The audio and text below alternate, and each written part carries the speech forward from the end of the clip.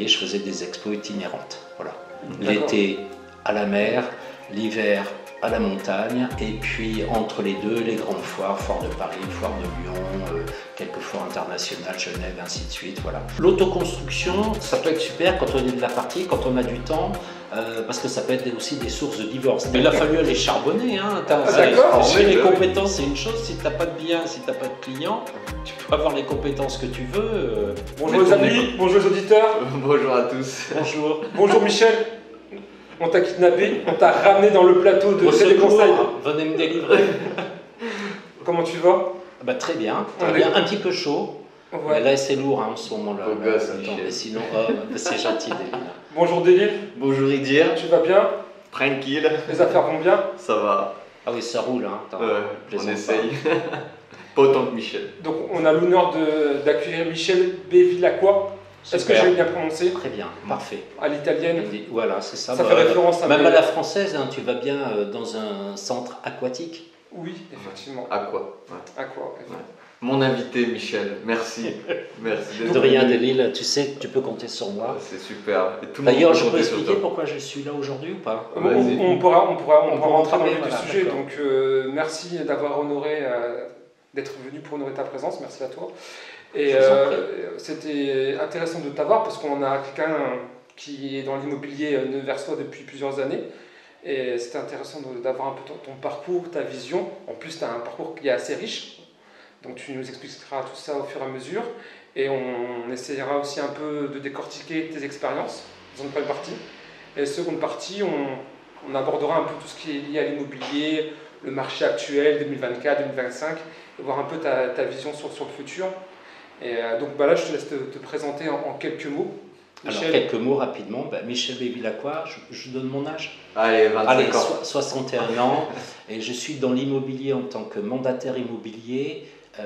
Donc j'ai choisi un réseau de mandataires Capifrance. Donc je suis indépendant, agent commercial, entreprise individuelle maintenant. Et donc j'ai choisi Capifrance, voilà, après avoir prospecté. Et je fais de l'immobilier depuis 2018. Alors de l'immobilier en tant que commercial, en tant qu'agent commercial plus exactement. Voilà. Et tout simplement, après une expérience de constructeur pendant plus de 25 ans, constructeur de maisons individuelles, et puis j'ai toujours pratiqué aussi à titre personnel de l'immobilier.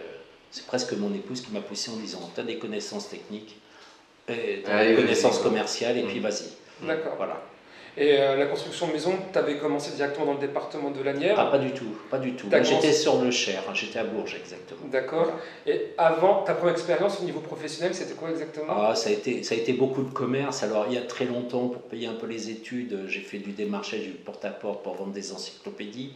J'ai travaillé un peu dans le bâtiment aussi, dans de la famille. Et puis sinon, alors bon, travailler dans la publicité sur la région parisienne. Galerie d'art, tu nous as dit. Voilà, galerie d'art. Donc j'ai eu une galerie d'art où c'était à la grande époque de la lithographie et des gravures, donc de différents artistes tels que Dali, hein, les têtes de gondole, si je puis dire, à la grande période dans les années 87, 88, jusqu'aux années 90. Beaucoup d'expositions, donc une galerie à Évry, dans le 91, à Évry 2, ville nouvelle. Et puis ensuite, je faisais des expos itinérantes. Voilà. L'été à la mer, l'hiver à la montagne, et puis entre les deux, les grandes foires, foire de Paris, foire de Lyon, quelques foires internationales, Genève, ainsi de suite. Voilà. Et je vendais aussi un peu de livres de haute bibliophilie. D'accord, très bien. Donc une entrée plutôt art. Toujours commerce, voilà, art, commerce, fibre commerciale. Voilà. Au départ, je m'orientais vers la pub. J'en ai fait pendant pas mal d'années, travaillé pour un gros cabinet de publicité. Et comment tu t'es en fait spécialisé dans ce domaine-là? C'est que tu as fait des études? C'est plutôt... Comme dirait mon fils qui a fait les beaux-arts, je suis un artiste refoulé. Voilà. D'accord. Voilà. Et puis mon père était un artiste peintre sur le tard et bon, avait magnifique. Voilà. Ouais. Mais ça, c'était il y a fort longtemps. Donc oui, c'est une passion que tu as transformée un peu en... Oui, non, ça permettait de très très bien, en travaillant beaucoup, de très bien gagner sa vie. Voilà. Et puis d'être avec des CSP+, socio-professionnel, beaucoup, bouger beaucoup, et puis de rencontrer des gens intéressants, de rencontrer des artistes, des choses comme ça, voilà. Et aujourd'hui, le marché de l'art, tu as encore une visibilité dessus, ou tu es totalement détaché? Oui, parce que j'ai encore des amis qui ont des grosses galeries, mais là ils vendent des œuvres originales, des artistes pop art et ainsi de suite, sur Paris, qui font des grosses expos, qui sont même à Dubaï, à New York, enfin voilà.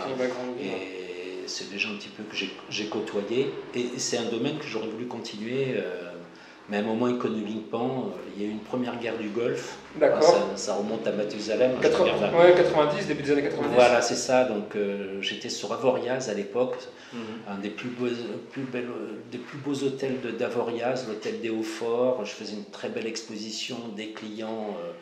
Voilà. Et puis François Mitterrand qui fait l'annonce qu'il se met avec la coalition. Dès le lendemain, la station quasiment vide, les journalistes. Alors c'était à l'époque du festival du film fantastique à Avoriaz. D'accord. Ça disait quelque chose. Voilà, donc il y avait ce festival qui se faisait à Avoriaz, et donc il y avait les journalistes, les acteurs, le jury, il y avait beaucoup de public, et le lendemain, la majorité des journalistes étaient tous partis, et puis plus personne n'avait envie d'acheter, les gens pensaient qu'il y a une chose, c'est la guerre. C'est parti. Voilà. La panique, quoi. Et donc là, on a continué un petit peu à bosser. Et puis ensuite, à cause de mon épouse, je suis allé vivre à Bourges. À cause. À cause. Et c'est là où je suis rentré dans les assurances. Alors, tu as commencé par assureur dans un premier temps. Voilà, donc j'ai travaillé comme salarié, réseau salarié, et j'étais dans ce qu'on appelait l'assurfinance. Voilà, l'assurance vie. Alors, c'était plutôt du conseiller bancaire, conseiller financier.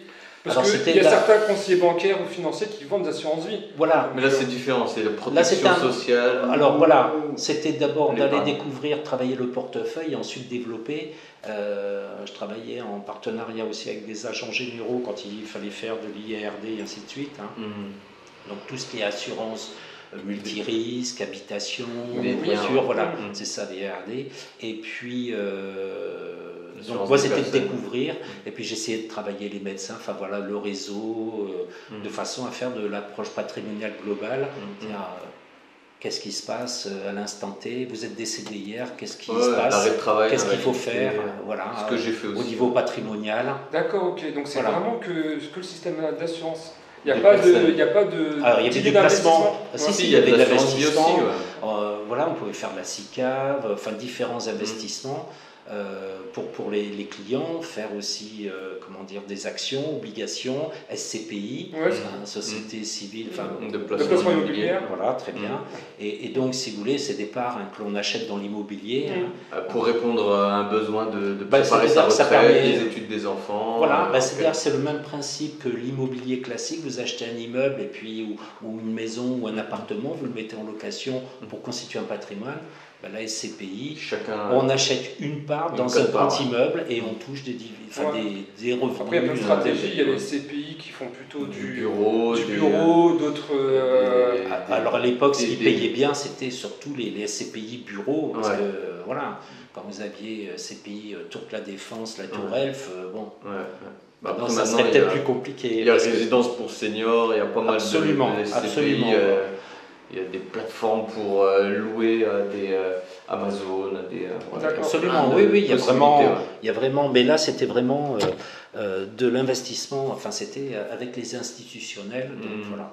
D'accord, très bien. Et ça pendant 5 ans, et ça faisait déjà un petit moment que je cherchais, et j'ai été un petit peu débauché à l'époque, c'était pas du chasseur de tête, et on m'avait proposé, donc ensuite j'étais à Bourges, et j'ai travaillé pour Pavillon Bain. J'étais responsable de l'agence rue Moyenne à Bourges. D'accord, donc c'est de la fabrication de maisons. Constructeur de maisons individuelles. Pavillon Bain, c'était une institution. Ils ont fait la maison de mon père. En plus, ça s'est bien passé, sûrement. Avec Édouard Lemonnier, c'est pas très bien. Voilà. Ils ont fini au tribunal. Oui, mais je veux bien croire à ça. Non, mais moi je suis arrivé, quand j'ai démarré, il restait un bout de commercial. C'était donc fin de crise, parce que de toute manière, depuis que je suis né, il n'y a que des crises. Depuis que vous êtes né, il n'y a que des crises. Et donc, j'avais fait du financement aussi, et ils avaient aussi un système de placement financier, Molidor Épargne. Je ne sais pas si ça vous dit quelque chose. Et ben, ils vendaient pareil des parts où les gens qui achetaient un appartement, par exemple à Toulouse, dans un immeuble qui était construit, et le gars, il n'avait pas besoin d'y aller, et puis toucher des revenus. Vous savez, c'est comme la tokenisation de l'immobilier actuellement, grâce au NFT. D'accord. Voilà, alors. Mais c'est risqué. Et à l'époque, c'était pas risqué, c'était les choses. Le gars, il disait vous préparez votre retraite, vous investissez tant d'apport, immeuble. Puis il y a des fois, c'était dans des secteurs qui n'étaient pas faciles pour louer, et puis les gens se retrouvaient dans la galère. Puis d'autres fois, c'était formidable. Voilà. Et ce profil les intéressait aussi, donc ça a été le développement de la construction. Il faut dire que les années avaient été compliquées, puis voilà.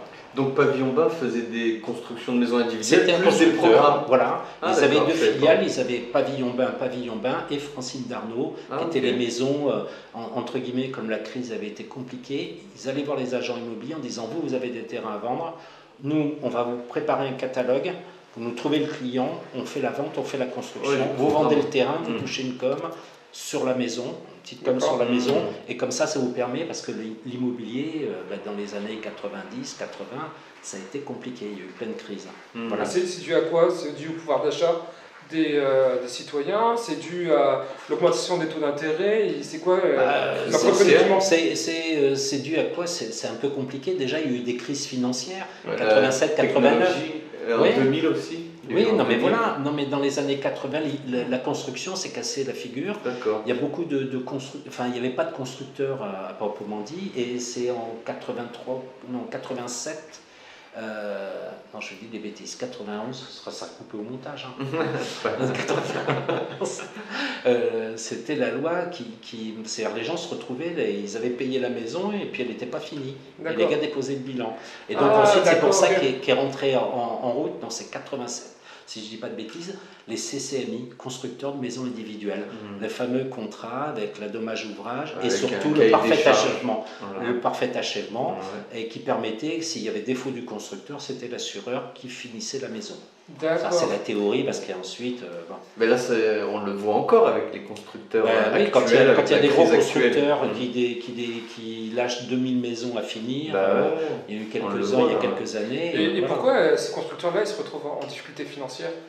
C'est la marge, c'est des problèmes aussi de salariés, les hausses de matériaux et ainsi de suite, mais il y a énormément les normes, là aujourd'hui, tout au long des années, ça a toujours été compliqué. Il suffit qu'il y ait un truc qui change dans la machine. Et puis, il suffit qu'au niveau commercial, surtout les grosses boîtes, la vérification des marges et ainsi de suite, elle ne soit pas bonne. C'est un peu comme les manufactures d'armes de Saint-Étienne, je ne sais pas si ça vous dit quelque chose, à l'époque. Ils fabriquaient des armes et puis un jour ça a déposé le bilan. C'était une catastrophe pour Saint-Étienne et toute la région. C'était, on va dire, un fleuron français. C'est-à-dire qu'ils n'ont jamais autant vendu de fusils et d'armes, mais seulement ils perdaient de l'argent chaque fois qu'ils en vendaient. C'est une image. Après il peut y avoir plein de facteurs. Voilà, et qui fait qu'à un moment, ça devient compliqué. Après, il peut y avoir des paramètres où il y a les normes qui font qu'il y a moins de clients. Il faut réduire la voilure, il faut licencier, pas licencier, et puis après c'est le chat qui se mord la queue, en fait, le chien. La question que j'ai envie de te poser, c'est que malgré les difficultés de cet environnement-là, tu as quand même, après Pavillon Bain, créé ta propre boîte de constructeur de maisons. Alors, je n'ai pas créé ma propre boîte, c'est qu'ensuite de Pavillon Bain, j'ai été démarché et débauché plus exactement, et ça a duré un moment, j'ai mis un temps fou à... Tu t'es fait désirer. Ouais. Puis Pavillon Bain, c'était des gens très durs qui ne lâchaient pas comme ça. Et à un moment, ça c'est une autre chose. Et donc, je suis parti chez Maison Donat, qui avait besoin de développer. Et donc, j'ai aidé à créer Nevers. Donc, quand je suis arrivé, et je travaillais essentiellement sur Bourges. Et là, je gagnais, comme chez Bain, je gagnais encore mieux ma vie. Et voilà. Et ensuite... au départ c'était responsable commercial, ensuite directeur commercial, je me suis occupé des différentes choses, et au bout de quelques années on m'a dit écoute Michel, Nevers, il y avait beaucoup de difficultés, de problèmes, loin des yeux, loin du cœur. On m'a dit écoute, ça t'intéresse, tu veux reprendre, je voulais m'installer, voilà, j'ai repris, puis j'ai relevé un challenge. D'accord. J'aurais dû m'abstenir, mais bon, je suis... Donc si j'ai bien compris, ils ont créé une antenne à Nevers, puis et toi tu as dirigé directement. que je gérais entre autres avec Bourges et ensuite je l'ai racheté. Ah, t'as racheté. C'était un établissement secondaire qui est devenu mon établissement principal. D'accord, voilà. ça s'est passé Donc je comme suis ça. devenu franchisé, alors c'était un système de franchise familiale, mais bon, très dur. Et j'ai aidé à monter l'agence de Moulins entre-temps, parce que ce qu'il perdait sur Nevers, il fallait qu'il récupère aussi. Voilà. Dans notre secteur. D'accord, très bien. Voilà, ça s'est passé comme ça, et puis au bout d'une dizaine d'années, petits soucis de santé, et puis surtout, ça a toujours été en dents de C'est le scie. yo-yo. Ça a été le yo-yo, donc voilà, j'ai stoppé, j'ai arrêté. Et après toutes ces années d'expérience, c'est quoi que tu en retires comme apprentissage ou, selon toi, d'où vient ces yo-yo? C'est la conjoncture? C'est les conjonctures, économique. c'est en permanence, il se passe quelque chose économique, la guerre ici, le pétrole, les matières premières. boycotts, les matières premières, regardez. Les taux. Alors je vais faire, oui, les taux d'intérêt, mais il faut savoir quand même que les années là ont été bénies, parce que quand tu te rends compte les emprunts, moi j'ai des souvenirs d'avoir fait des emprunts à 11% quand même les gars, je parle d'il y a fort longtemps. Alors le pouvoir d'achat était différent, mais enfin il y a quelques années, Delil, tu te souviens des taux qui étaient pratiqués quand même Non, moi non, mais... Non mais des taux qui étaient pratiqués il y a 3-4 ans. Moi j'en ai profité à 1%. Non mais voilà, vous voyez ce que je veux dire? J'y suis allé à fond. Donc c'était une période bénie où les gens arrivaient, ils faisaient un financement à 110%. Bon, après, je l'ai fait aussi. Voilà, non mais on est tout à fait d'accord. Or que, donc, c'est ces conjonctures, les guerres, oui et non. On a décidé de casser l'économie russe quand il y a eu la guerre en Ukraine. Bon, après, je ne veux pas rentrer dans le détail. Finalement, on se rend compte que c'est l'économie française qui est à genoux. Non? Ouais, si. Oui, après, c'est plusieurs Je ne pense facteurs, pas, c'est la réalité là actuellement. Bon, alors, on nous a aidés. Est-ce qu'on avait besoin d'être toujours assisté? Je ne sais pas. Une sous-perfusion. D'accord. Ouais, et est-ce que toi, ça va, j'ai pas trop parlé non, t'es bon, Michel. Est-ce que tu as un conseil à donner à des personnes qui veulent se lancer dans l'autoconstruction? Parce que toi, tu as l'expérience. Delil, il pourra rajouter ton expérience.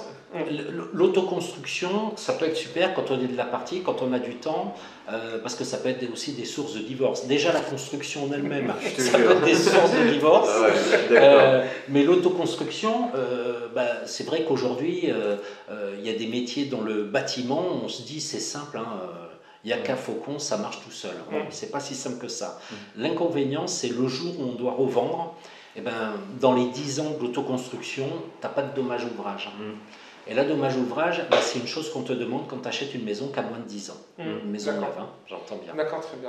Et justement, je tiens à rebondir, les banques, maintenant, elles demandent à souscrire à cette dommage ouvrage, sinon elles ne financent pas. Et elles financent déjà, de moins en moins. Le financement, de moins en moins. Mais c'est quand tu dois revendre. Tu as un problème X, la maison a moins de 10 ans, le notaire, normalement, n'est pas censé, ça peut être une source de négociation importante. Mais il demande une décharge, le notaire, comme quoi c'est-à-dire que tu es responsable dans les années du délai des 10 ans, tu es responsable sur tes fonds propres. Mais le notaire, il se décharge. Normalement, la loi prévoit l'adommage ouvrage pour un bien qui a moins de 10 ans, une construction qui a moins de 10 ans. Voilà. Après, la technique, c'est de faire avec le constructeur le minimum hors d'ORDR et après les finitions faire soi-même pour faciliter le financement et réduire les coûts. C'est-à-dire que dans la construction, dans le bâtiment, tu as le gros œuvre et le second œuvre. C'est ça. Voilà, le plus important. Alors, le second œuvre peut être important, s'il y a des dysfonctions en termes de solidité et ainsi de suite, mais le gros œuvre, c'est la partie importante, c'est la base, fondation et couverture. Voilà. Et puis les menuiseries, et puis les murs, l'isolation, et ainsi de suite. Mais la base fondamentale, la dommage ouvrage, elle est liée, puisque tout ce qui est équipement démontable, alors pas les menuiseries, pas les fenêtres, ce qu'on appelle les menuiseries, mais tout ce qui est électrique, c'est une biennale. C'est biennale, c'est 2 ans. Voilà. Et le reste, c'est 10 ans. Et moi, c'était plus pour ça. Est-ce que c'est rentable, en fait? Parce que certains se lancent dans l'autoconstruction pour personnaliser énormément sa maison, en fait. Et dans un second temps, peut-être faire une culbute dessus. Oui, parce qu'en RP, tu n'as pas d'impôt. Et si tu vas à la source pour les matériaux et tout ça, oui, mais après, voilà, ça dépend. Après, il faut du temps. Puis il faut avoir des connaissances. Et puis des fois, des connaissances. Après, maintenant, avec Internet, on arrive à acquérir les connaissances facilement. On s'improvise maçon, charpentier, couvreur, moi, je le ferai pas, perso. chauffagiste, électricien. Je plaisante. Non, mais voilà, c'est des métiers. Après, oui, ça permet de gagner. D'abord, tu travailles à ton rythme. Des fois, ça peut être compliqué. Et puis, l'autoconstruction, tu mets combien de temps pour monter ta maison? Un an? Non, je ne sais pas. En moyenne, c'est combien? C'est un an? Bah, moi, j'ai mis... En autoconstruction? Non, ça peut être plus. Enfin, ça dépend après. J'ai mis 8 mois. Et c'était quoi comme type de maison? C'est une maison classique de plein pied, petite maison dans la prairie.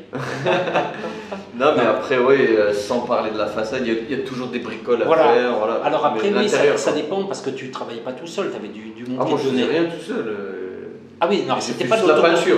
Non, mais c'était pas de l'autoconstruction. Quand on parle d'autoconstruction. Faire soi-même avec ses mains, non, c'est pas ça que j'ai fait. Mais non, mais c'est ça. Toi, tu as travaillé comme une maîtrise d'œuvre. C'est-à-dire, tu as pris un maçon, tu as dit combien, il t'a fait un devis.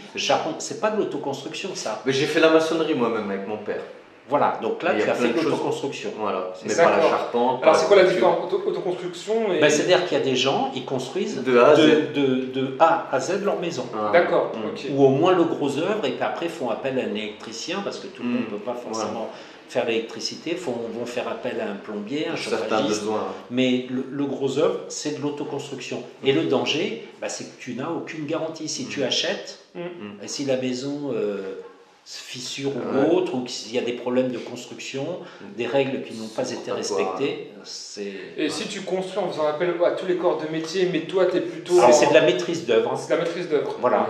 Et ça, est-ce que c'est rentable? Est-ce qu'il y a un intérêt à le faire aujourd'hui? L'autoconstruction, tu ne payes que les matériaux, tu passes ton temps, et ensuite la maîtrise d'œuvre, il y a des maîtres d'œuvre ou des architectes, parce que c'est aussi de la maîtrise d'œuvre. Il y a la vraie maîtrise d'œuvre avec des professionnels, et puis il y a la maîtrise d'œuvre où le particulier dit je vais voir le maçon, je vais voir le couvreur. Voilà, c'est ça. Et donc, est-ce que ça c'est... Après, ça peut. C'est comme tout. Après, c'est quoi la rentabilité? Voilà. C'est par exemple, moi, la construction par moi-même, en faisant appel à des corps de métier, ça va me coûter, je sais pas, 180 000 €. Et ma maison, elle coûte, en la revente 5 ans ou 10 ans plus tard, je sais pas, 30% de plus ou 25% de plus. Est-ce que ça, c'est encore quelque chose d'envisageable aujourd'hui? Alors, c'est pas comme ça qu'on va reprendre le problème. Il y a quelques années, on va dire 20, 30, 40 ans, tu achetais un appartement ou une maison et tu faisais une plus-value. Tu la revendais 5-6 ans après en résidence principale.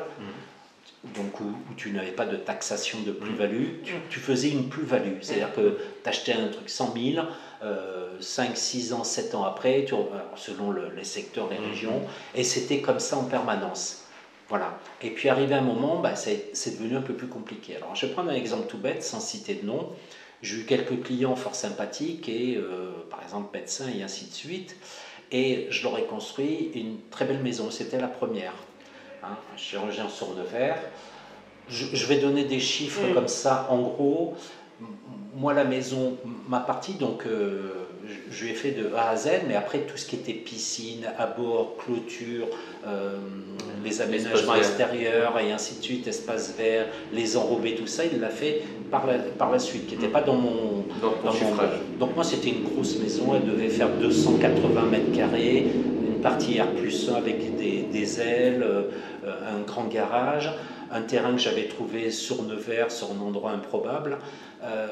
Et donc, en gros, quelques années après, donc quand il a su que moi j'avais fini sa maison dans les années, que je ne dise pas de bêtises, ça doit être 2010, 2011, 2012. En 2020, il me contacte, parce qu'on est toujours en contact. Tiens Michel, j'ai vu que tu faisais de l'immobilier, j'ai trouvé quelque chose à acheter, parce que c'était la première maison, elle était très bien, mais là on désire autre chose. J'ai acheté et je vais vendre ma maison, est-ce que tu es intéressé? Bien entendu. On fait le point du prix de la maison que j'avais construite, le point de tous ces aménagements, donc ça faisait 6 ans, elle était encore sous dommage ouvrage en plus, la maison. En gros, on était à 500 000 € de dépenses. D'accord. Le coût de la maison, 500 000 €. Voilà. C'est-à-dire que l'idéal, pour pas qu'ils perdent un centime, 500 000 €. On est sur Nevers, c'est il y a 3 ans. La maison s'est vendue un peu moins de 400 000 euros. D'accord. Voilà. En gros, c'est du cas par cas, quoi. Ça dépend. C'est pas du cas par cas, c'est que tout simplement, voilà, ça s'est cassé un petit peu la figure. Alors qu'il y a quelques années, moi, quand je suis arrivé sur la Nièvre en 2004, tout était horriblement cher. D'accord, ok. Et donc, si tu veux, ben là, la maison, avec tous les équipements, on avait une thermodynamique, plancher chauffant, rafraîchissant, le confort absolu. Le confort absolu, des baies vitrées, terrasse aménagée, piscine chauffée, enfin voilà, c'était un coût de 500 000. Et malheureusement... en plus, c'était un moment où les taux d'intérêt étaient bas, donc les financements étaient faciles à acquérir. Mais enfin, les gens qui arrivaient... Alors déjà, la clientèle neversoise, le quartier, c'était pas forcément...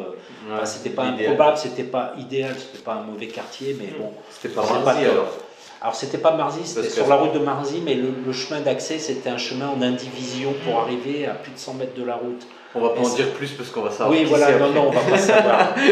Il va se faire harceler. Non, il n'y a pas de souci.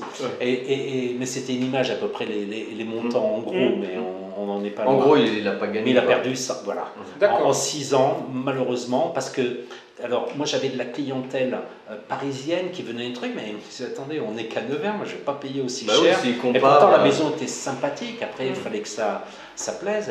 Mais voilà, il y avait 6 chambres, un bureau, ils avaient rajouté un double garage. Ouais, ça sort. Non. Parce que peut-être qu'il manque ici dans la Nièvre une clientèle haut de gamme pour pouvoir un peu. On en a, mais ça dépend de l'emplacement. Voilà, c'est une question d'emplacement en fait. Voilà. C'est de l'emplacement. Tu prends cette maison-là, tu la mets à Marzy ou avec une vue, elle se vend plus de 500 000 euros. Ah oui, d'accord. Là, il aurait fallu mettre 280 mètres carrés avec tout l'équipement, plus le terrain, plus la piscine. Voilà. C'est malheureusement, l'accès, on était en bout, c'était génial, il n'y avait pas de co-visibilité, mais pour y accéder, c'était pas top. D'accord. Voilà. Juste, il y avait des autoconstructions.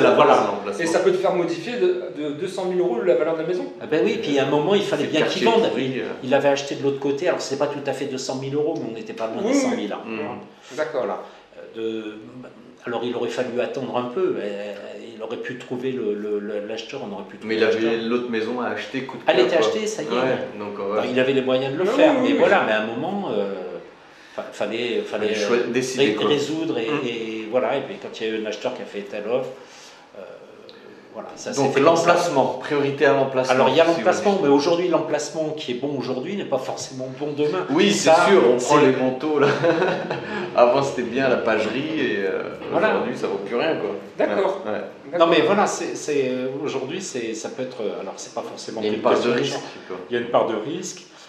Après, ce qui est important, alors, moi j'ai travaillé aussi, je fais du commerce, de l'immeuble, et j'ai travaillé aussi des biens de luxe et prestige. Donc là, on tape. Dans la Nièvre, c'est ce que tu fais actuellement. Oui, ce que je fais actuellement. Le château que tu as. Oui, domaine à Saint-Hilaire-en-Morvan, voilà, un domaine avec des cabanes perchées dans les arbres. Magnifique, ouais. Voilà, un lodge, un château style Napoléon III. Voilà, quelque chose de sympathique. Mais super sympathique. Et en ce moment, il n'y a pas beaucoup de demandes. Bon, il n'y a que des étrangers. Et l'avantage avec Capifrance, c'est que la diffusion, j'ai des grosses diffusions à l'international, sur tous les sites internationaux. Et voilà. D'accord. Donc toi, du coup, tu es devenu... Alors, on passe à ton expérience de mandataire immobilier, sur lequel on a un peu empiété dans la c'est de votre faute, hein. C'est de vous qui me faites déborder. C'est très bien. Donc du coup, toi, tu es devenu mandataire immobilier parce que par passion avec l'immobilier, ton expérience en tant que constructeur... Et puis j'avais besoin de travailler aussi quand même. D'accord. Mais pourquoi ce choix de métier alors du coup? Pourquoi ce genre de métier? Moi j'ai essayé de proposer mes services dans d'autres sociétés, au niveau commercial et ainsi de suite. Trop d'expérience. Voilà. Vraiment trop. À chaque fois on me disait, écoutez, c'est super, les CV on me contactait, rendez-vous. Et le deuxième rendez-vous, que tu es désolé, quand il y avait le deuxième rendez-vous, trop d'expérience. Alors ça voulait tout dire, soit j'étais mauvais, soit j'étais trop mauvais. Non, mais après c'est parce que ça va être difficile de former. Arrivé à un certain âge, arrivé à un certain âge, et pourtant on parle des seniors. Voilà. J'ai donné mon âge au début. 25. Moi je trouve que les seniors ont une certaine fiabilité qu'on ne retrouve pas chez les jeunes. Absolument. Tu peux parler des heures en plus, tu peux parler de plein de choses. Là en ce moment, j'ai un petit jeune qui est rentré dans le réseau Capifrance, qui est en pleine Cambrouge, du côté de Châtillon-Bazois. il y a des choses qui me semblent évidentes, alors c'est l'expérience, et je l'aide, hein, c'est-à-dire que je ne suis pas là pour lui taper dessus, mais surtout lui apporter les choses. Mais il y a des fois, je le regarde, mais les bras me tombent. Sérieux. Je dis, mais attends, c'est une blague. Voilà. Et il ne comprend pas sur le coup, et puis je lui explique. Et puis il y a des fois, on a été ensemble en rendez-vous, il a compris. Je lui apprends de débrief un petit peu, et c'est vrai que l'expérience. Alors des fois, il y en a trop d'expérience. Ça te paraît simple, toi, tu vois. Il y a des fois, je déborde avec les clients, c'est pas bon. Oui, comme je fais avec vous. Hein, là, Non, mais globalement, souvent on stigmatise les seniors parce que ils ont une part. Je suis un senior sympathique. Non, oui, moi je m'entends très bien avec les seniors. Moi je globalise, généralise, effectivement. On veut souvent prendre des jeunes, mais les jeunes, ils manquent certains manquent de fiabilité. Et pourquoi pas avoir l'assurance. Même des vieux, hein. Je veux dire, s'il y a, dans toutes les générations, il y a de tout. Oui, bien sûr. Mauvais, on essaie de généraliser. Il y a des jeunes très bien. Je ne vais pas vous raconter ce que j'ai fait il y a quelques temps, mais j'ai rencontré des jeunes qui ont quelque chose dans la tête. Dans quel domaine tu les as rencontrés? Dans quel cadre? Autre chose. Je peux pas en dire. Non, voilà. Donc, ça motivé, quoi. Pas. T'es motivé, déterminé, tu veux dire? Oui, je vous le dirai après en dehors. Truc. Dans les éditeurs, on ne cache rien. Non, c'est pas. Non, mais ça ne va pas intéresser les. Et puis il y a des gens qui vont dire ouais, c'est une honte, c'est un scandale. Voilà. Ah d'accord, ok, très bien. Peu importe.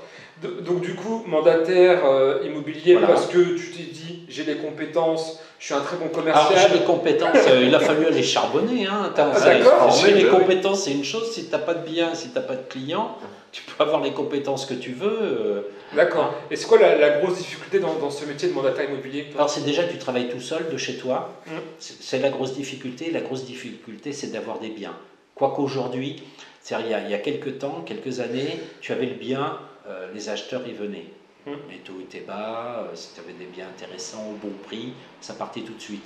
Aujourd'hui, c'est difficile d'avoir des biens et des bons biens au bon prix. C'est un peu plus compliqué et aujourd'hui il y a beaucoup d'acheteurs mais qui forcément ne prennent pas les décisions tout de suite. Ils ne prennent pas les décisions. Il y a beaucoup de promeneurs. Voilà. Et il y a plus de concurrence aussi, les mandataires. Alors oui, il y a énormément de mandataires, c'est vrai que c'est... Mais bon, ça c'est pas gênant. Après un moment, ce qui m'a sauvé, c'est mon réseau. Bon là, il commence à s'étioler un petit peu.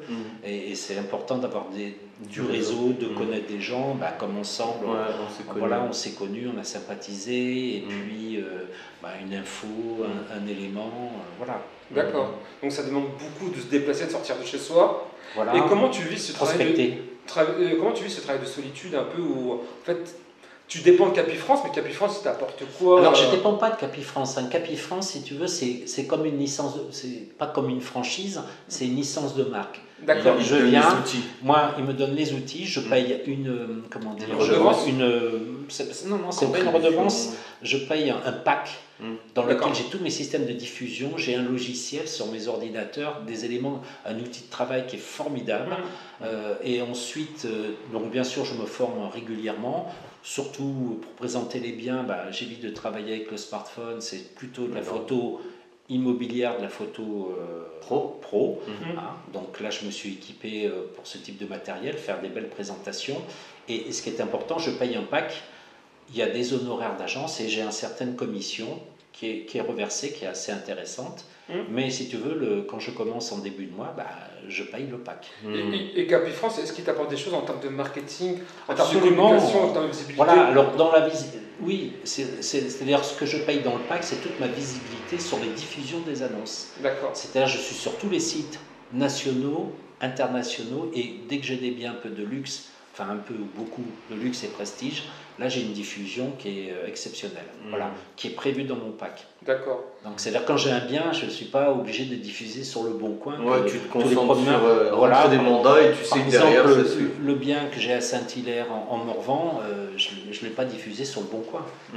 Pourquoi? Parce que ton prospect, il n'est pas là-bas? D'abord, il n'est pas là-bas, et puis c'est plutôt luxe et prestige, tous les sites internationaux, ça fait le tour du monde.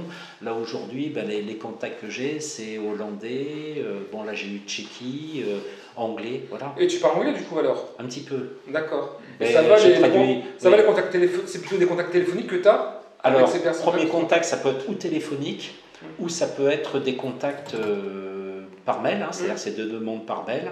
Donc j'ai des dossiers, tu as vu un petit peu comment ça se passe, je t'en ai envoyé un l'autre jour, où tout est détaillé.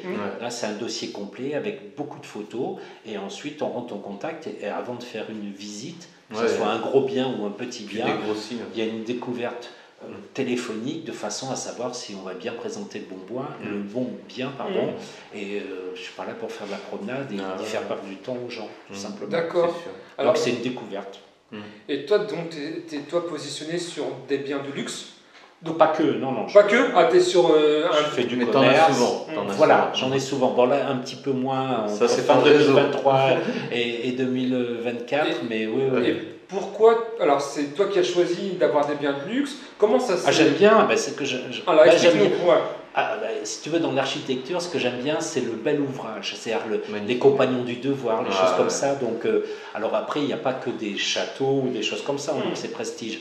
Mais j'aime bien le bel ouvrage, et voilà, et ça permet de toucher aussi une clientèle. Alors, j'aime la petite clientèle, entre guillemets, c'est pas péjoratif, et puis j'aime bien aussi de temps en temps discuter avec des gens qui ont un peu plus de sous, qui ont un peu plus de choses, qui ont des projets plus spécifiques. Ça fait un petit peu bégueule. Non, mais est-ce que ces types de biens, déjà, ils sont moins liquides?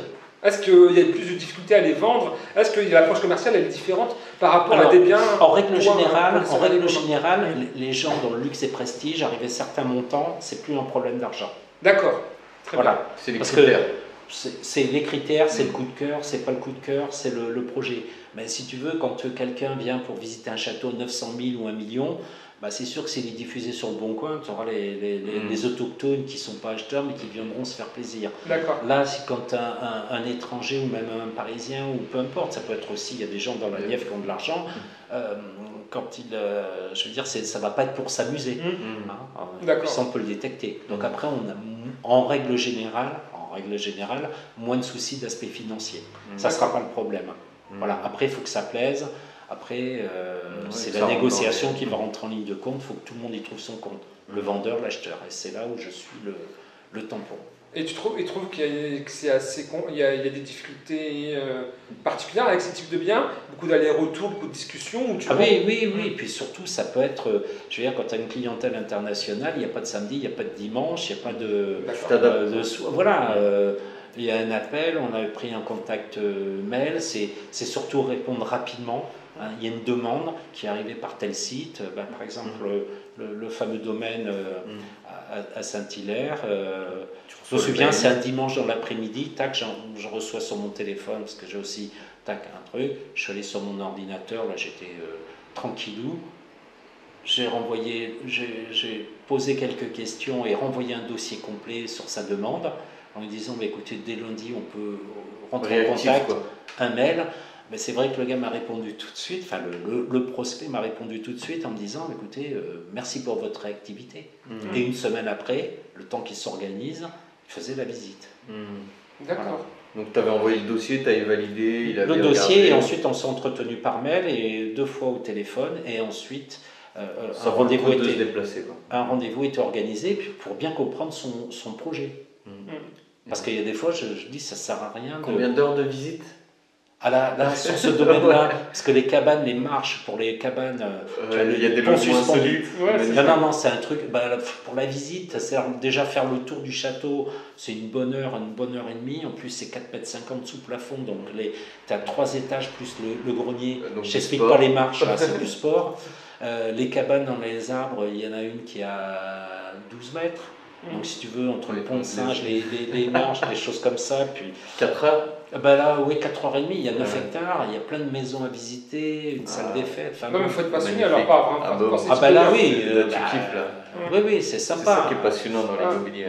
Voilà, alors après, tu peux faire ça pendant des mois et des années, puis jamais le vendre. Oui, c'est pour ça que je pose la question par moi. T'aurais kiffé.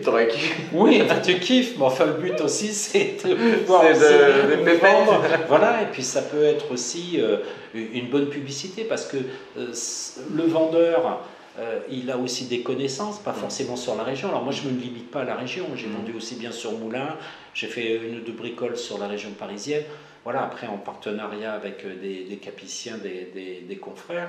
Donc voilà, je ne me limite pas à... Donc tu peux intervenir... Je vends sur Cône. Moi, déjà, une connaissance, une relation, un ami a une maison à vendre à Cône ou à Bourges, ou par mon réseau familial, et choses comme ça. Tiens, il y a une... bien sûr, je vais intervenir. Ce qui est bien, c'est que toi, tu es beaucoup en contact avec des personnes en dehors du département. C'est-à-dire que tes clients, ils ne sont pas nécessairement du département.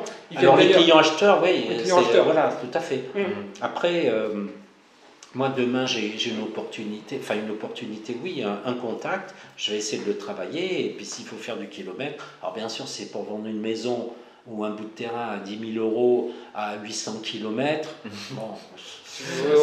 mais sur le bon point. Tu donneras ça à ton confrère de Capifrance. Oui, voilà, là, à ce moment-là, non, mais c'est ce que l'on fait aussi de temps en temps. J'ai des collègues qui me disent voilà, j'ai vendu à un client, ils ont leurs parents qui est décédé, là, il y a une maison à vendre qui est dans l'Anière, est-ce que ça t'intéresse? Bien sûr, je rentre en contact. Si je vends, il a sa petite rétrocommission ou sa grosse rétrocommission, ça c'est un arrangement que l'on prend au départ.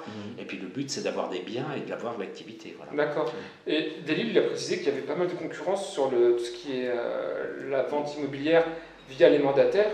Et puis les agences aussi. Et les agences immobilières. Il y a agences immobilières et mandataires. Et donc du coup, pourquoi c'est pas un problème? Parce que tu n'as pas expliqué... c'est pas un problème, si, c'est un problème. Plus on est nombreux et plus la gamelle... Et t'en penses quoi de tous ceux qui... Parce que moi je connais les chiffres de ceux qui vivent vraiment et ceux qui galèrent, tu vois. Alors c'est pas la mode, tu vois. Oui, alors c'est la mode. D'abord, il faut persévérer. Il y a des moments difficiles, mais tout au long de ma carrière, il y a toujours eu des moments difficiles. Donc, tu lâches pas le morceau, sauf un moment où tu te dis bon, allez, c'est bon. J'ai fait le tour. J'ai été mauvais, on passe à autre chose. Ou j'ai été bon, et puis maintenant ça devient compliqué. Parce que c'est large l'immobilier, il faut maîtriser pas mal de paramètres. Ah oui, il y en a qui se lancent, ils font une formation e-learning ou en physique, et ça y est, ils sont sur le terrain. Oui, moi j'hallucine. C'est-à-dire qu'il y a les formations, on va dire, réglementaires qui sont liées à la loi Allure. Voilà, par exemple. Donc, il y a ce genre de choses. Et après, il y a la formation aussi technique, puis la formation commerciale. Voilà. C'est une découverte. C'est-à-dire c'est pas le tout de dire bonjour aux gens, d'être le plus sympathique et de faire 3 photos comme ça. Il y a aussi comprendre pourquoi. Le côté technique de la maison, les réglementations. Alors aussi, des fois, il ne faut pas trop rentrer non plus dans la technique. Des fois, c'est pas nécessaire. Mais c'est bien quand tu maîtrises. Tu vois, quand tu maîtrises, as quelqu'un en face si tu as des questions, et s'il n'y a pas trop de questions, parce qu'il y a aussi, enfin bon, on va pas faire le commerce, mais c'est très compliqué. Ça sert à rien de compliquer les choses. Ce qu'il faut, c'est bien comprendre l'objectif des vendeurs, des deux, quand c'est un couple, l'objectif des acheteurs, des deux, quand c'est un couple, bien comprendre leurs besoins. D'accord. Alors, parce que rentrer dans le jargon technique, tu peux les... Ça sert à rien, c'est-à-dire que si les gens n'en ont rien à faire de la technique, et que tu es là en disant, oui, vous vous rendez compte, alors là c'est de la brique, et ça a été fait, et puis le maçon, il a massé chaque parpaing à la main, un par un, c'est formidable. C'est une image que je vous donne. Ça apporte rien. Ça dépend du profil d'acheteur. Par exemple, madame, ce qui va l'intéresser, ou monsieur, ça va être la cuisine, parce qu'il aime bien cuisiner, il aime bien que ses potes. Et puis monsieur, ça va être le garage, parce qu'il aime bien bricoler. Oui, mais madame, ce qui l'intéresse, elle s'en fout du garage. Parce que c'est elle qui fait la cuisine. Et quand il invite tous ses copains, c'est elle qui fait à manger.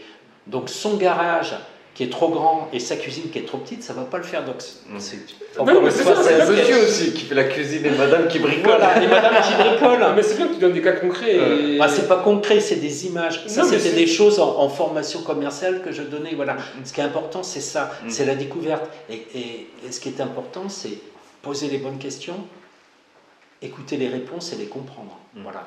Mais quand je dis technique, c'est le côté, le cursus pour acquérir un bien, connaître comment ça fonctionne. Alors ça, voilà, c'est une chose à maîtriser, à bien préciser. Oui, et puis surtout, la différence avec une agence immobilière, carte été, c'est qu'ils peuvent faire le compromis. Ça fait gagner un peu de temps. Mais avec tes partenariats, toi, tu arrives à... Alors non, c'est pas partenariat, c'est que je fais faire le compromis, la promesse de vente auprès du notaire. Oui, voilà. Ça évite les problèmes des agences, parce que des fois c'est fait et tout le monde n'est pas forcément sérieux. Et ça peut poser des problèmes lors de la vente. C'est du one-shot des fois, tu vois. C'est one-shot, c'est formidable, mais le one-shot, il faut l'amener au bout. Voilà. C'est ça. Il y a plus de chutes. Et aussi les commissions, les honoraires sont plus élevés en règle générale. Oui, c'est-à-dire que le fait d'être mandataire, une agence, ça dépend des agences. T'es mandataire, tu touches beaucoup plus, et puis en plus c'est progressif chez Capifrance qui est bien, plus ton chiffre augmente dans l'année et plus tu touches. Mais pour le client aussi, pour le vendeur qui fait appel à tes services, il paiera moins que l'agence immobilière, non? Ah non, c'est à peu près kiff-kiff. Non, ça dépend. Il y a des agences qui bradent leurs honoraires. À un moment, il y avait, ils faisaient de la pub là, tous les jours, il y a 2 ans, là, c'était l'agence de papa, ça veut dire quelque chose, c'était formidable. Frais fixes 1500 €, agence immobilière à 1500 €. Bon, on n'en entend plus parler, parce que c'est un métier, c'est tout. Et même, il y a beaucoup de charges. Moi, si tu veux, après des honoraires, il y a des fois on fait des efforts quand c'est un peu plus compliqué, mais je veux dire, ça se brade pas, les agences normalement ne. Surtout qu'il y a la TVA dedans. Oui, et puis surtout c'est du travail, c'est pas le tout de faire 3 photos et puis de mettre un texte. Voilà, il y a les 4 heures de visite, il y a l'essence. Non, mais les visites, quand t'es bien. Il y a le pack. Non, mais attends, avant de faire les 4 heures de visite avec l'acheteur, le futur, c'est les 8 heures de travail quand tu découvres le bien avec le client. Tu arrives à prendre un mandat qu'il faut aller tout visionner. Des fois, c'est même plus de 8 heures. Ah bah les gens ont du mal à se rendre compte du temps passé pour arriver à une vente. Là, ça me fait. Non, mais déjà, avant d'arriver à la vente, déjà pour avoir un compromis, pour avoir une affaire à vendre. D'accord. C'est du travail. Il y a des fois, ça prend 3 secondes, mais il y a des fois, ça prend beaucoup de temps. Et puis, c'est beaucoup de négociations aussi avec le vendeur qui a décidé que c'était tel prix et il est trop cher. Et il faut essayer de lui expliquer ou dire, bon, on va tenter, mais il faut s'attendre. Alors, pourtant, un mandataire qui fonctionne bien et qui est, on va dire, pas compétent, mais qui a des bons résultats. Oui. Il fait combien de ventes par mois? Une vente ou 2 ventes? Bon. Quand ça dépend, tu as des performeurs, tu as des gens même dans mon réseau qui sont des performeurs et ils font 40-50 ventes à l'année. D'accord, donc 2 ventes, 4 ventes par mois, 3-4 ventes par mois, voilà. C'est des performeurs. Et des fois, et parfois avec des biens qui sont à plus... selon la région. Oui, selon la région, et ils en font beaucoup, et puis des choses avec des grosses commissions. D'accord, voilà. Okay. Et quelqu'un qui est la norme, on va dire, d'un mandataire immobilier. Ce qui est bien pour bien gagner. Alors, ça dépend, parce qu'un mandataire immobilier, au départ, tu peux commencer, tu es agent commercial, mais tu peux commencer comme auto-entrepreneur.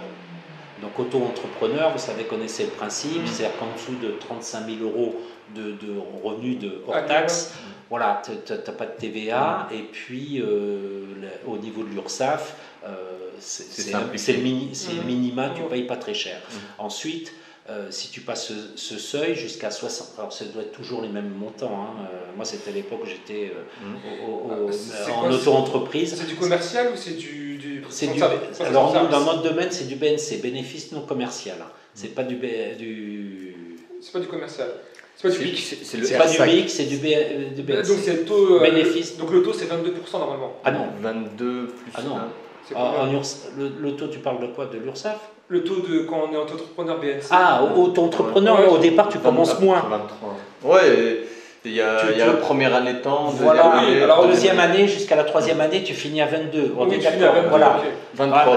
Mais là, maintenant, c'est quand tu fais, t'es plus en truc, non, c'est l'URSSAF, quoi. D'accord, ok. Et donc, du coup, un mandataire immobilier qui fait une vente par mois, tu trouves que c'est bien? Oui, ça peut être très bien. Un mandataire qui fait une vente par mois. Et alors après, tout dépend des honoraires, parce que des gens qui vont toucher 2500 ou 3000, parce que ou ils bradent ou ils ont des petits biens, c'est très bien, ça peut suffire. Mais aussi pour quelqu'un qui est en auto-entrepreneur, qui est en dessous de 35 000, il y a des gens qui disent, voilà, je vais faire un peu moins, je vais travailler hors taxe, je ne vais pas avoir beaucoup de charges. Après, ce qu'il faut calculer, ce qui est important quand on est jeune, c'est alors même si la retraite, ça risque d'être compliqué plus tard, c'est pas les mêmes trimestres quand tu es auto-entrepreneur, quand tu cotises au minimum. Voilà. Après, la retraite pour les jeunes, déjà pour moi, je m'inquiète. En fait, quand je te pose la question, c'est par exemple une personne qui se lance dans ce domaine d'activité, et au début, tu ne t'y connais pas, tu n'as pas le réseau, et puis tu vas faire plusieurs mois peut-être sans vendre. Mais 6 mois. Attends, alors, il y aura de la démotivation. Donc, du coup, c'est pour donner des tendances. Alors, déjà, pour être clair, je vais donner mon expérience, c'est pas le plus important. C'est plus important. Non, c'est pas ça. En clair, quand j'ai commencé, quand je me suis installé, je suis allé à côté au tribunal, c'est juste là, je suis allé, voilà, je vais m'installer, j'en commençais. Ils ne savent pas trop t'informer le truc. Bon, j'ai la chance d'être truc, donc je savais quelle case cocher, tout ça, parce que il y a des moments pour l'information, c'est pas top. Bon, je prends, donc je remplis le dossier, je m'inscris. Ce qui m'a permis, moi tout de suite, je revenais de formation, j'étais allé à Montpellier, mais ce que j'ai fait avant de commencer, j'ai mis de l'argent, j'ai ouvert un compte à part et j'ai mis 6 000 €. D'accord. Il faut pouvoir le faire déjà, en disant... Ça va me permettre de me déplacer, ça va me permettre, s'il faut payer un café au client, un truc, ça va me permettre voilà, de payer mon pack, de payer mes frais, de façon à dire que... Parce que si tu pars, si tu n'as pas un truc, c'est un moment où tu ne peux pas faire une visite, parce que tu n'as pas un rond dans la truc. Oui, il faut un investissement. Donc, malheureusement, quand tu t'installes à ton compte, alors tu n'es pas forcé d'avoir besoin d'avoir 5-6 000. Moi, j'avais mis ça comme ça en disant, c'est voilà, j'ai pas tout dépensé. Et donc, si tu veux, entre le moment où tu commences, tu vas chercher des mandats. Donc, au départ, tu ne te poses pas de questions en disant tu vas voir les amis, mais tu fais ce qu'on appelle de la pige. Le téléphone, le machin autour de chez toi, dès que tu vois un truc, tu tapes aux portes, tu t'en parles partout, et puis tu essaies de rentrer des mandats. Alors, au départ, tu prends tout et n'importe quoi. Hein, même si tu connais l'immobilier, tu prends tout et n'importe quoi pour avoir un portefeuille avec une visibilité et avoir des appels. Et là, tu commences l'activité. Mais en clair, tu vois, sauf les très bons. Moi, je ne suis pas un très bon.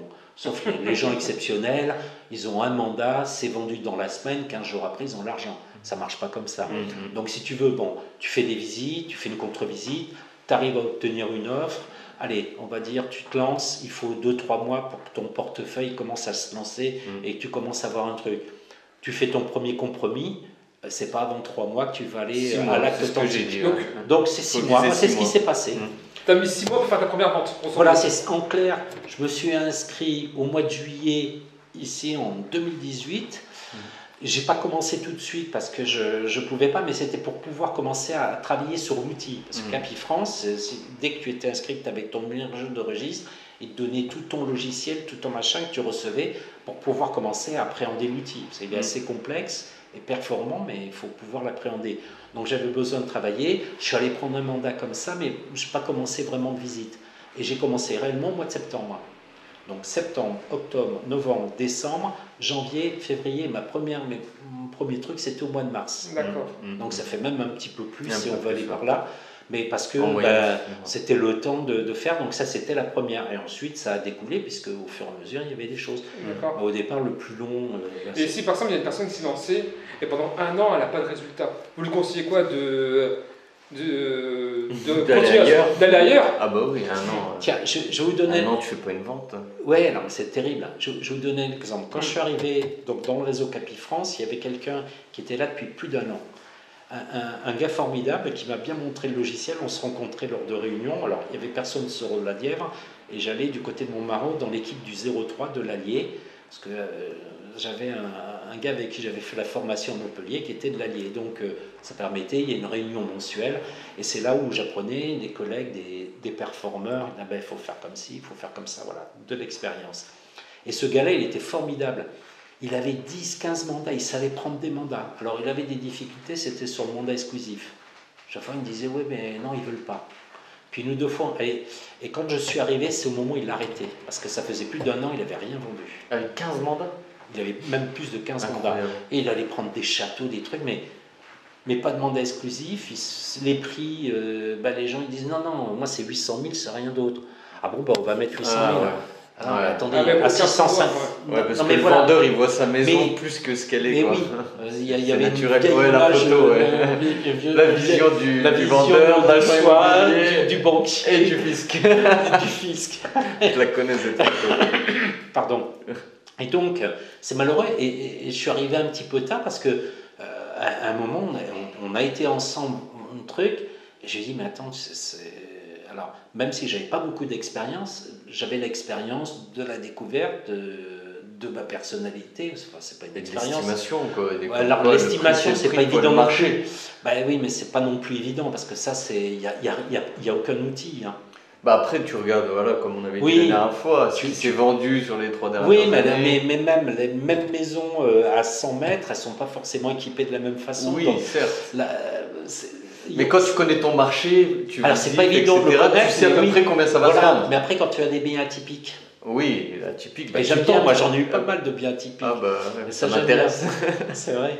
Et donc, c'est vrai que c'est pas évident.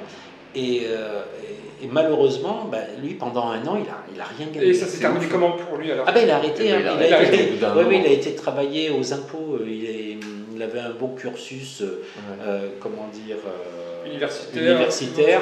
Et il a postulé. Je dis, c'est quand même dommage. Un mandataire, c'est-à-dire qu'il choisit de travailler tout seul, mais tu as aussi les conseillers, les agents commerciaux qui travaillent en agence. C'est encore plus compliqué.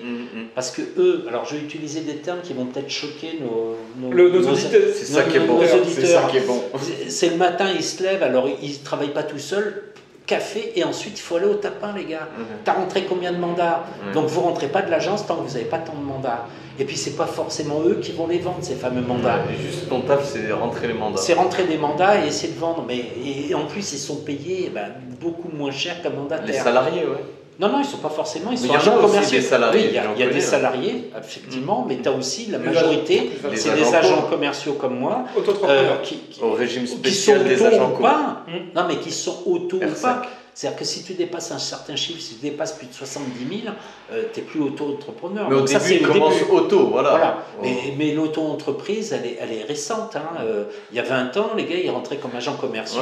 C'est pas trop le statut qui m'intéresse, mais c'est plutôt, ok, ils sont agents commerciaux, mais vu qu'ils sont à leur compte, leur salaire dépend du nombre de mandats qu'ils vont rentrer. Ah oui. Et ils ne sont pas productifs, ils touchent rien. Et puis s'ils vendent, et puis la meilleure commission, c'est ça. Mais par exemple, je prends un exemple, nous on peut commencer à 70% des honoraires, en agence ça va être 45 à 50% et tout le temps. C'est ça. Moi, plus je vais progresser, et puis je peux monter à 90, 95, les bonnes années, et arriver à un moment, un certain seuil, c'est presque 100%. D'accord. Du hors-taxe, mais bon, on est toujours en hors-taxe. Donc, si tu veux, c'est différent, et après, quand tu as le bon enroulé, ainsi de suite, c'est très intéressant. Et souvent, c'est ce qui fait que ces gens-là partent au bout d'un moment, quand ils commencent à être dans le game. Ils se disent, je donne 50% à l'agence immobilière, alors je fais tout. Et il y en a certains, je vais les voir en disant, mais viens dans le réseau. Ah non, je préfère parce que je comprends travailler tout seul. Mais oui, mais à un moment, quand tu commences à voir D'ailleurs, il y avait une connaissance en commun, je l'avais rencontré. Et là, j'ai vu quelqu'un qui était dans une agence, qui vient de se lancer en tant que mandataire, et je comprends parfaitement pourquoi. Alors après, il y a... Le problème aussi, il y a l'environnement. Si tu changes d'environnement, c'est l'environnement qui te booste. C'est ça. Donc l'agence, il faut rester en agence. Mais si tu es hyper autonome et tu as ta vision... C'est ça qui est compliqué. Voilà. Et ok, je peux être mandataire. C'est le côté social. C'est pas absolument. C'est difficile de travailler tout seul, pas forcément. Alors après, dans un réseau, tu peux avoir des collègues. Tu peux créer ton équipe aussi. Alors, tu peux créer ton équipe, c'est ta constellation. Alors, moi, je plus en vue. Après, voilà, s'il y a quelqu'un, mais c'est pas le but. Après, aider un collègue jeune avec qui on sympathise, on va travailler un petit peu ensemble, il me rebooste. Il y a les séminaires aussi. Oui, voilà, il y a les séminaires, il y a des formations en ligne ou en présentiel. C'était hier, on a fait une réunion là sur Nélève. Bon, on n'était que 4. Il y a un animateur de réseau qui est venu. Bon, c'est plus de la sympathie. Ça fait du bien de parler de son métier. Oui. Moi, je suis venu, je suis arrivé sur la fin pour casser la croûte. Après, il y a des choses intéressantes, il y a des formations. Voilà. Et puis Capifrance, alors l'intérêt, je vais défendre un peu le réseau, c'est un des réseaux de mandataires où au niveau des rémunérations, par rapport au nombre de personnes, c'est là où la rémunération est la plus importante. Au niveau national, par exemple, tu as des réseaux, je vais donner le nom IAD, ils sont 2 fois plus ou 3 fois plus, mais tu en as une quantité, une pléthore qui crève la dalle. Moi, j'avais fait avec Expertimo et c'était vraiment celui qui payait le mieux. Qui payait quoi? En termes de commission. Ah oui, mais par contre, la commission, c'est une chose. Mais moi, ce qui est important dans le PAC, parce que là, en ce moment, on est démarché tous les 4 matins par plein de nouveaux réseaux ou des anciens. Voilà, formidable, vous ne payez pas de PAC, vous allez avoir 100%. Non, mais vous ne payez pas de PAC. Mais moi, si la diffusion, c'est peanuts, si mes biens ne sont pas suffisamment vus, parce que ce qui est important aujourd'hui, la vitrine, c'est qu'elle soit le plus, qu'il y ait déjà beaucoup de vitrines, qu'il y ait le plus de visibilité. Est-ce que c'est toi qui payes selon la diffusion? Parce que non, c'est mon pack. C'est inclus dedans. C'est inclus et tu sélectionnes pas, tu dis pas là je diffuse. Là, non, alors si. Tu coches des cases. Ah ben je peux. Voilà. Et selon les cases que tu coches, est-ce que le prix varie? Le prix de quoi? De ton pack. Ah non. Bah, tu vois, c'est la différence avec le. Non. Moi, mon pack, il est là. C'est-à-dire qu'après, quand j'ai par exemple des biens de luxe et prestige, il faut que je les fasse valider par c'est pas la direction, mais les gens qui s'occupent du luxe et prestige. Et à ce moment-là, ils disent ok, ton bien rentre dans les critères. Et là, j'ai une diffusion. J'ai 15 ou 20 sites à l'international qui sont luxe et prestige, Figaro Prestige, luxe et prestige, c'est le nom de choses, belle demeure. Et puis après, à l'étranger, les internationaux. En fait, tu as accès à tous les outils marketing avec ton pack. Et c'est pas une sélection de tes outils marketing voilà. Comme dans les autres réseaux, si j'ai bien compris. Oui, non, mais voilà, après, il y a des réseaux, c'est différent, il faut plus de rack. Alors, bien sûr, après, il y a des gens qui sont spécialisés. Moi, je ne suis pas un spé, par exemple, plus et prestige. Il y a des gens, ils ne font que du luxe. De temps en temps, ils prennent des biens autres. Ils sont spécialisés. Et là, ils ont un pack, c'est leur carte de visite et ainsi de suite. C'est luxe et prestige, Capifrance. Voilà, c'est une représentation importante. Après, il y a des spécialistes, même si j'en fais aussi, commerce.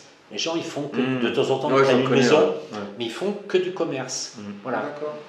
Ici, je pourrais en prendre, pareil, pléthore, mais enfin bon, c'est un peu compliqué d'en vendre. Hein. J'en ai eu un moment, c'est dur même pour vendre un fonds de commerce.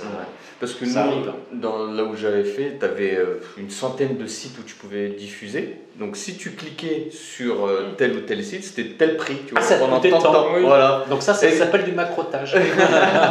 Donc la commission, c'était 100%. Excusez-moi les internautes. Hein, je connais pas le mot, mais... La commission... un macrotage macro qui s'occupe des prostituées. Ah d'accord, ok.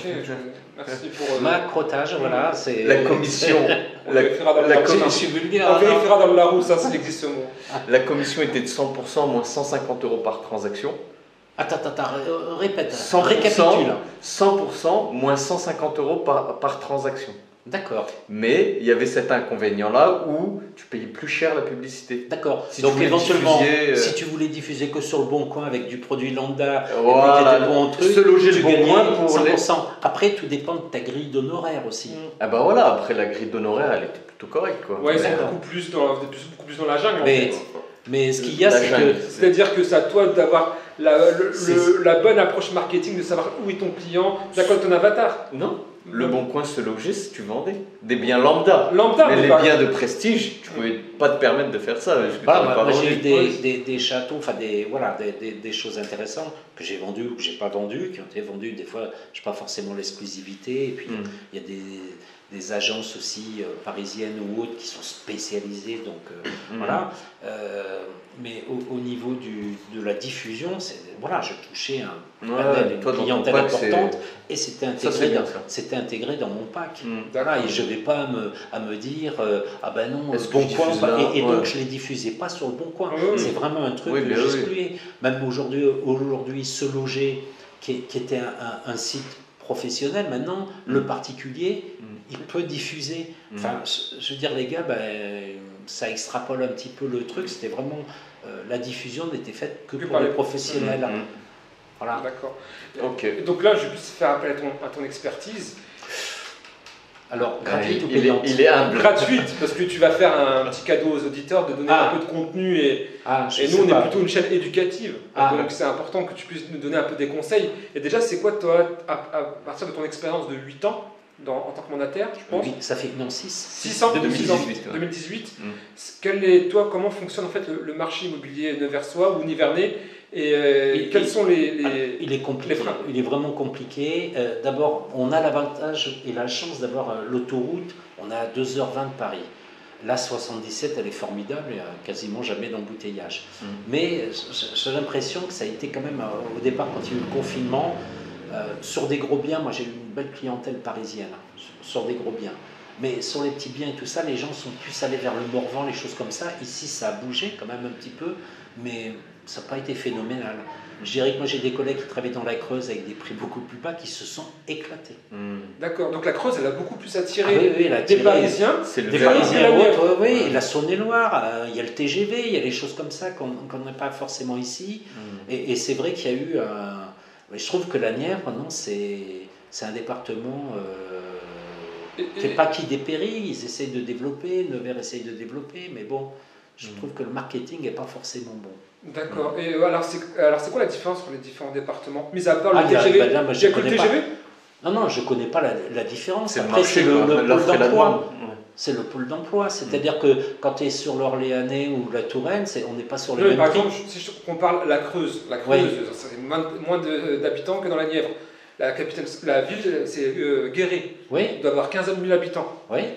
Comment ça se fait que ce département l'attire beaucoup plus? Alors, c'est pas qu'il attire, il a attiré par ses prix. D'accord. Donc les prix beaucoup plus faibles que dans la Nièvre. Ah oui, tout à fait. D'accord. Mais dans la Nièvre, tu vas dans le Morvan, tu as des prix qui sont relativement bas. Et le problème, c'est que dans la Nièvre, on a quelquefois les vendeurs estiment un peu trop leurs biens. Voilà. C'est compliqué, ça a quand même pas mal chuté au niveau des prix. D'accord. Et le locatif? Tu es quand même bien au courant. L'avantage, c'est qu'ils essaient de développer beaucoup pas l'éducation, mais les facultés. Donc c'est vrai que ça se développe. C'est vrai qu'on a pas mal. Il y a une demande. Oui, il y a une demande. Ouais, alors pas forcément. Alors ce qui gâche un peu tout, mais partout, c'est le Airbnb où ça, ça. Il y a moins de. Ouais. Non, mais oui. On peut dire ça, mais en même temps, ça fausse un petit peu le marché. Et puis on se rend compte, là, il y a peu de temps, c'était sur Paris, le Airbnb pour les Jeux Olympiques, c'est en train de s'effondrer les prix, parce que les gens ont mis trop haut. Au début, c'était les étrangers qui avaient un gros pouvoir d'achat, et puis maintenant, ça commence à stagner. Alors c'est vrai que... Il y a une bulle des prix. Les bulles immobilières, oui, non, mais c'est clair. Et donc, du coup, j'ai l'impression que dans la Nièvre, il y a eu une bulle dans le début des années 2000 et qui est en train de redescendre. C'est-à-dire que le marché, il est en train de... Mais je confirme, je suis arrivé en 2004, donc j'étais acheteur. C'est-à-dire que moi, j'avais vendu, j'étais à côté de Bourges, à Saint-Doulchard. Je suis arrivé ici avec un bon budget, je n'ai rien acheté. Je suis en location. 2008. Après 2008, ça a rebaissé. Ah oui, mais ceux qui avaient acheté en 2004 et qui avaient payé le prix fort, et là aussi j'en ai vu des agences immobilières avec des agents commerciaux. Alors perdu. Je dirais, les gars, ceux qui gagnent bien leur vie, c'est facile. Mais bon, c'est pas si simple que ça. Et il y a eu l'engouement Covid qui a attiré pas mal d'investisseurs de Paris vers la Nièvre. Alors c'est pas des investisseurs, c'est surtout le Parisien. Alors il y avait plusieurs types. Il y avait le CSP+, avec des gros budgets qui venaient chercher des godomènes, des châteaux, donc maisons secondaires, des grosses maisons secondaires et qui voulaient changer. Ensuite, il y avait le middle, ceux qui se disaient, pas pour travailler parce que la ligne ferroviaire Paris-Nevers est quelquefois chaotique, mais voilà, la résidence secondaire. Et ils sont plus allés vers le Morvan, monter sur des endroits où les prix étaient moins élevés. D'accord. Parce que là, tout le monde voulait vendre le plus cher possible. Mais tu as eu aussi des investisseurs qui sont venus. Ah ben il y a toujours. Pour faire du locatif. Là, en ce moment, je suis sur un immeuble. Tous ceux que j'ai vendus, c'est pas des autochtones, c'est des Parisiens en règle générale. Donc le locatif, il y a quand même, ça tire quand même encore. Ah oui, non, mais tout à fait. Et puis il y a quand même beaucoup d'immeubles. Je crois qu'il doit y avoir sur un marché de Nevers intramuros, il doit y avoir une 35 ou 40 immeubles à vendre, alors de différents niveaux. D'accord. Et pourquoi, à ton avis, les personnes du département ou de Nevers ne rentrent pas dans ces types d'investissements? Pourquoi? Alors il y en a certains. Des gros investisseurs, Delille en fait partie. Non, t'en as pas 40. On se connaît entre nous ici. On se connaît. Mais après, c'est investisseur plus. Plus pas, oui. Delille, il n'a pas toute la vie. Faudra couper. Non, j'en connais, ils ont 10 fois plus que moi. Il n'a pas toute la vie non plus, mais pourquoi? Non, c'est pas. Pour être sérieusement, pourquoi? Mais il y a des Neversois qui investissent. Après, c'est un pouvoir d'achat. Et puis c'est pareil, il y a aussi des gens qui rêvent. D'accord. Okay. Les promeneurs, les rêveurs. Les promeneurs, les rêveurs, les mythomanes. Il y a aussi, j'en croise de temps en temps et ça fait mal. Donc c'est-à-dire qu'à Paris, ils ont un certain pouvoir d'achat qui leur permet de rentrer. C'est-à-dire que c'est pas un pouvoir d'achat. C'est-à-dire tout simplement le Parisien, l'investisseur parisien ou de grandes villes, parce qu'il n'y a pas que les Parisiens, ce qu'il voit c'est la rentabilité. Et à Nevers, ils vont avoir une meilleure rentabilité qu'à Paris. C'est-à-dire la rentabilité, c'est entre le prix d'achat et les loyers, c'est ça qui va faire la rentabilité. À Paris, par contre, normalement, achètes un bien, là par contre quand tu le revends, tu fais une plus-value. Oui, c'est plus patrimonial. Voilà. Or que sur l'anière, c'est cash flow. Des fois tu vas avoir du mal à revendre, mais par contre tu vas pouvoir faire une bonne rentabilité. Ce qui est intéressant, c'est de travailler et pour remplacer ton salaire. Aussi. Bon. Non, mais il a inclus une partie de sa prochaine... Vous êtes des zinzins, des joyeux investisseurs. Le terme en bancaire de zinzin, c'est les joyeux investisseurs, enfin, c'est des instituteurs, excusez-moi, c'est des investisseurs institutionnels, c'est-à-dire c'est tout ce qui est banque, assurance, les grosses sociétés, c'est les zinzins, les investisseurs. Institutionnels. C'est pas censé être tous fous, au contraire, je pense. Non, mais c'est le terme. D'accord. Ça va, on voit pas trop mon ventre rebondir. Non, t'es carré, tu coupes. Et là, à partir du Covid jusqu'à aujourd'hui, est-ce que tu vois un changement d'attitude des agents économiques qui veulent investir, des investisseurs, des acheteurs? Non, ce qui a changé, c'est les taux d'intérêt. Voilà, ça a mis quand même un frein. Il y a aussi un autre problème pour les années à venir, c'est les constructeurs de maisons individuelles. La construction, les promoteurs immobiliers, on n'en a pas trop sur la Nièvre. Par contre, tu vas sur le Cher, ça construit partout. Mais là, c'est une baisse. L'Ukraine, le Covid avec les matériaux qui ont énormément augmenté, l'Ukraine qui fait peur un petit peu, qui ont fait augmenter aussi les prix des matériaux. On avait l'impression que tout était fabriqué en Ukraine. Les pare-bains, le ciment, le béton, les fringues, la nourriture. Toutes les matières premières. Toutes les matières premières, ils ont même du pétrole. Il a bon dos, l'Ukraine. Ça crée des cascades un peu économiques. Ah non, mais ça a été ça, mon moment des années, c'est l'Ukraine. Et tout ça pour dire que aujourd'hui on est dans une bulle immobilière et c'est une catastrophe. Elle s'effondre ou pas cette bulle? Est-ce que dans les années à venir... c'est pas qu'elle s'effondre, c'est que ce qui s'effondre, c'est les entreprises. Les constructeurs déposent le bilan, les promoteurs c'est une catastrophe, ils ne peuvent plus construire. Les normes, les réglementations, les matériaux, les acheteurs qui sont frileux, les taux d'intérêt qui ont explosé. Donc ce qui fait que ça fait un ensemble qui fait dégringoler. D'accord. Alors nous, la Nièvre, on est peanuts par rapport au territoire national.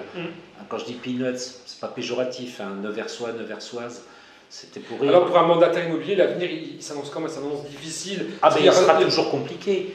Je veux dire, si tu n'as pas de réseau, si tu n'as pas de connaissances, si tu démarches pas, en ce moment, moi, je le fais un peu moins, et je me rends compte que c'est un peu plus compliqué. Voilà. D'accord. Je cible différemment, c'est pas simple. L'avenir... Est-ce s'il y a une baisse des taux d'intérêt dans les prochaines années, est-ce que ça va... Ça diminue là en ce moment. Est-ce qu'il y aura un effet positif selon toi sur le marché local?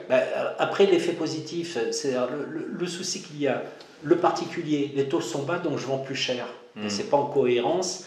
Le vrai prix d'un bien, c'est quand il est acheté. C'est son vrai prix. D'accord. Peu importe, il y a 3 jours, cette maison elle s'est vendue, donc ici elle vaut tel prix. Non, c'est pas. Voilà. S'il n'y a pas d'autre acheteur, c'est ça. C'est difficile. Mais ce que je veux dire par là, c'est qu'aujourd'hui, ce que je veux dire par là, je me répète, c'est que. Des fois, on a des tics de langage. Moi, j'ai toujours au jour d'aujourd'hui. C'est pas français du tout. Alors c'est aujourd'hui. Aujourd'hui. Et donc, je sais même plus sur quoi. Ah oui, tu me disais le mandataire et autres. Oui, de toute manière, même si les taux baissent, le vendeur, le particulier qui aura acheté trop cher ou qui voudra faire une plus-value, ça sera toujours le chien qui se mord la queue ou le serpent qui se mord la queue. C'est plutôt le serpent, c'est plus adapté. C'est-à-dire qu'à un moment, on n'aura pas forcément le bon prix. D'accord. Et le problème de la bulle immobilière, et surtout sur Paris, sur les grandes villes, c'est que les taux étaient bas, donc le vendeur il disait moi je m'en fous, c'est tel prix. Et puis la différence, c'est que sur des grandes villes, c'était un marché de vendeurs, c'est-à-dire que c'est le vendeur qui avait le privilège. Le marché était travaillé par les vendeurs. Parce qu'un vendeur, il y avait 10 acheteurs finançables. Nous, on avait un bien, on avait 10 biens pour un vendeur, et encore tout juste finançable. C'est ça la différence. Donc là, ça demande plus de travail, parce que maintenant, il faut vraiment trouver un acheteur en face. Alors qu'avant, c'était le plus difficile, c'était d'avoir le mandat. C'était d'avoir le mandat. Aujourd'hui aussi. Oui, aujourd'hui. C'est toujours compliqué d'avoir le mandat. Et d'avoir le bon mandat au bon prix, là, c'est le plus compliqué. Et c'est le plus compliqué, mais c'est ce qui permet aussi au vendeur de vendre son bien. Aussi. Parce que quand on fait le point un petit peu des biens qui à vendre, il y en a qui disparaissent, qui reviennent dans 6 mois. Parce que ça fait un an et demi que c'est à vendre et que ça ne bouge pas et que c'est trop cher.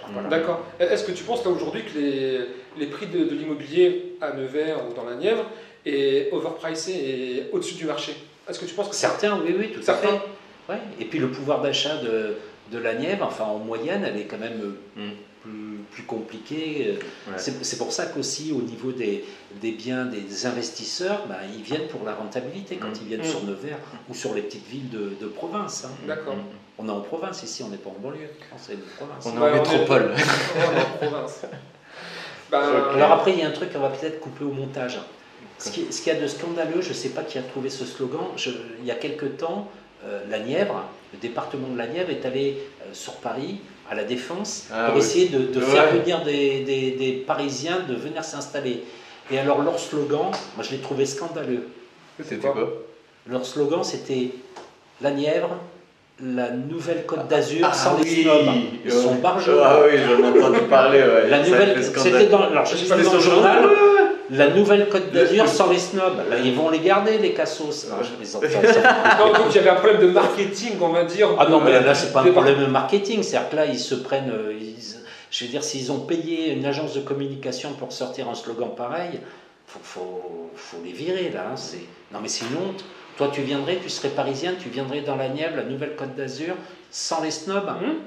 Non, mais c'est hyper, comment dire, méprisant. Oh c'est scandaleux même, enfin ça aide pas la Nièvre. Hein. D'accord. Je suis pas de naissance. Ils ont tenté.